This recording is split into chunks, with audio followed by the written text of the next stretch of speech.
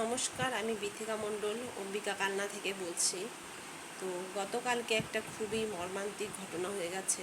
তো সেটা হলো বয়স্ক একজন মহিলা, যে নাকি একাকী একটা বাড়িতে থাকতো। তার দুটো ছেলেই, মানে একজন থাকে বাইরে, একজন দূরে থাকে।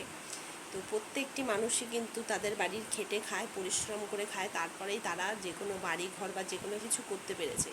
কিন্তু তাদের সেই সফলতা অনেক লোকের মানে মানে নজরে লেগে গেছে। তো সেই কারণেই গতকাল রাতে একজন না কয়েকজন, হয়তো ডাকাত বা চোর বা ধরো পাড়ারই কেউ হবে হয়তো, যারা মানে মদ জুয়া খেলে, তো সেরম ধরনেরও হতে পারে। তো গতকালকে রাতে আমার শাশুড়ি মাকে মারধর করে নাকি ওনার জিনিসপত্র, সোনার চেন, এগুলো সব নিয়ে গেছে।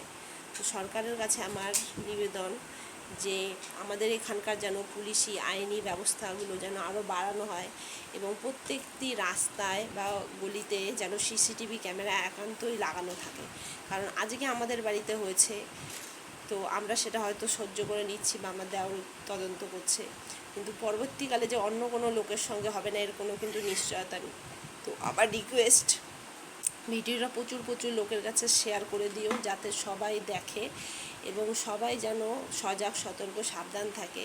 আর ছোট কোনো মানে আগন্তুক লোক বা কোনো খারাপ জিনিস বা কোনো সন্দেহজনক কিছু যদি তোমরা দেখো, তো সঙ্গে সঙ্গে তোমাদের যার কাছেই ফোন থাকবে, তো সেটা ভিডিও করে রেখে দেবে। কারণ সেই ব্যক্তিকে যেন পরবর্তীকালে আইনি বা পুলিশ যখন আসবে কোনো বিপদ হয়ে যাওয়ার পর, তাকে যেন সেটা দেখানো যায়, আর সেটার জানি তদন্ত করে সুরাহা মেলে।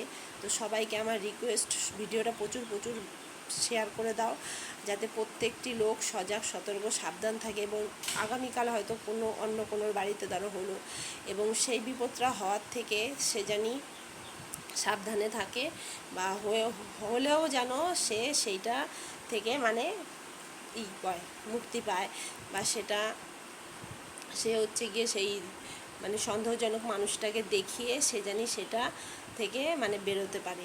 তো সবাই শেয়ার করে দিও।